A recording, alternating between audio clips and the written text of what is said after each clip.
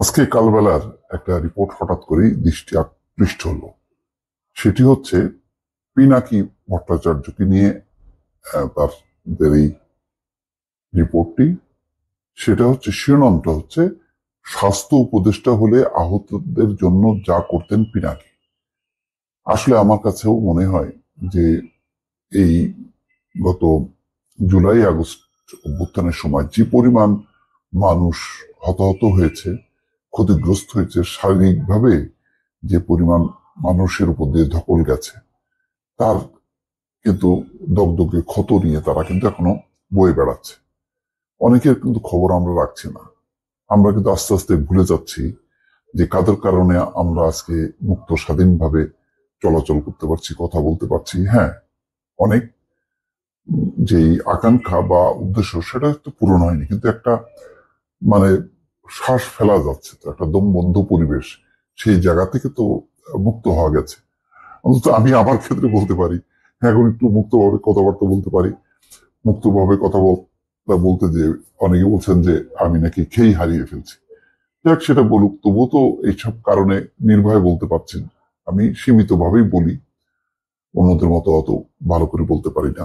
পিনাকি ভট্টাচার্য সহ আরো বেশ কয়েকজন খুবই ভালো করেন, এবং তাদের ভিডিওগুলো শুধু সাধারণ মানুষ কেন, আমাকেও অনুপ্রাণিত করেছে। তো আজকে আমি আর বিতর্কে গেলাম না। হয়তো কোনো কোনো পিনাকি ভট্টাচার্যের কোনো কোনো বিষয়ের সঙ্গে আমি একমত না, কিন্তু একটা বিষয় তো একমত। সে সেটা হচ্ছে শেখ হাসিনার শাসন অবসানের জন্য এই মানুষটার একটা অসাধারণ ভূমিকা। এটা কিন্তু তিনি না করলেও পারতেন। তিনি ফ্রান্সের যখন নাকি কাগজ পেয়ে গেলেন, এবং সেখানে একটা খুব বড় কোম্পানি, আন্তর্জাতিক একটা মাল্টিনেশনাল কোম্পানির ডিরেক্টর পদে যিনি চাকরি করেন, তার তো দরকার নেই, কিন্তু দেশের প্রতি মায়া, মমতা এবং এক ধরনের ভালোবাসা থেকে লাগাতার ভাবে কিন্তু কাজ করে গেছে। এই অবদানগুলো আসলে মূল্যায়ন করা উচিত। এখন আমরা হয়তো অনেকে হয়তো একটা জিনিস পছন্দ হলো না, বাস সাথে সাথে আমরা ত্যাগ করলাম না। প্রত্যেক মানুষের আমার সবকিছু পছন্দ হবে সেটা না, কিন্তু মৌলিক দিকটা আমার দেখতে হবে যে মূল বিষয়টা কি, মূল বিষয়টা ঠিক আছে কিনা। মূল বিষয়টা ঠিক আছে। তারা প্রত্যেকে লড়েছে, কেউ রাজপথে লড়েছে, কেউ সোশ্যাল মিডিয়াতে লড়েছে। এটারও মূল্যায়ন হওয়া উচিত। যাক, আমি একটু বেশি কথা বলে ফেললাম, বিষয় বস্তুতে আসি। তার যে প্রস্তাবনাটাও অসাধারণ।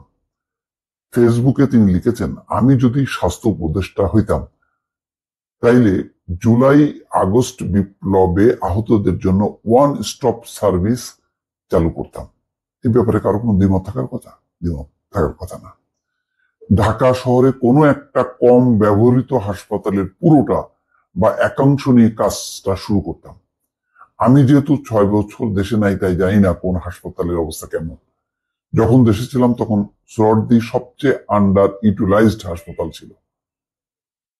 তিনি তারপরে অনেক বিস্তারিত লিখেছেন যে আমি যদি স্বাস্থ্য উপদেষ্টা হইতাম তাহলে জুলাই আগস্ট বিপ্লবের আহতদের জন্য ওয়ান স্টপ সার্ভিস চালু করতাম। ঢাকা শহরে কোনো একটা কম ব্যবহৃত হাসপাতালে পুরোটা বা একাংশ নিয়ে কাজ শুরু করতাম। আমি যেহেতু 6 বছর দেশে নাই, তাই জানি না কোন হাসপাতালের অবস্থা কেমন। যখন দেশে ছিলাম তখন সোহরাওয়ার্দীর সবচেয়ে আন্ডার ইউটিলাইজড হাসপাতাল ছিল। যাই হোক, ওইখানে আহতরা রেজিস্ট্রেশন করতে পারতো। ওই হাসপাতালে আমি চক্ষু, thoracic surgery, orthopaedics, casualty, gastro, ইন্টে ইনটেস শব্দটা বেশ কঠিন, intestinal surgeon, neuro surgery, ICU, high dependency unit, এই সমস্ত নানা জিনিসগুলো এই এক জায়গায় আনতাম, এনে এক জায়গায়। এটা কিন্তু চায়নারা যখন কি যে তাদের যে 10 সদস্যের টিম আসছে না, 11 সদস্য, তারাও কিন্তু ঢাকা মেডিকেলে এসে দেখে বলছে যে বেশ কিছু যন্ত্রপাতি স্থাপন করতে হবে। তার মানে এই আহতদেরকে এই যে কৃত্রিম অঙ্গ স্থাপন, এই সমস্ত করা, নানান রকম একটা জায়গায় করা দরকার। তাহলে কাজের জন্য সুবিধা এবং দ্রুত সময় মানে জিনিসটা শেষ করা যাবে। নতুবা টানা হেঁচড়া করা একটা বিশাল একটা ভোগান্তি।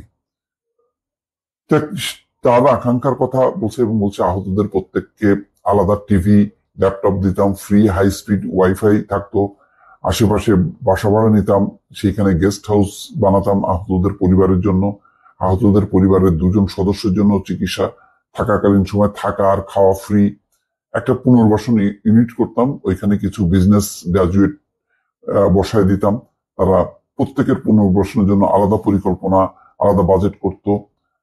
তো যাই হোক, এখন এই যে এই বিষয়গুলো আসলে গভীর মমতা এবং ভালোবাসা থেকে তার এটা নিজেও যেহেতু তিনি চিকিৎসক, সুতরাং আমি মনে করি যে এরকম একটি বড় একটা কাজের একটা প্রকল্প এটি তৈরি করে এটা যদি পিনাকি ভট্টাচার্যকে যদি সরকার অনুরোধ করে যে এই পুরো ইউনিটটা মানে এই পুরো কার্যক্রমটা সে চালাবে, আমার ধারণা পিনাকি ভট্টাচার্য মানে একেবারে খুবই সানন্দে এই প্রস্তাব গ্রহণ করত এবং এর জন্য কোনো পয়সা নিত না, বরং তার সমস্ত মন প্রাণ উজাড় করে সে আহতদেরকে চিকিৎসা করতে এবং তাদেরকে আবার পুনর্বাসন করা, আবার স্বাভাবিক জীবনে ফিরিয়ে আনার জন্য যা যা করার দরকার সবকিছু করতো।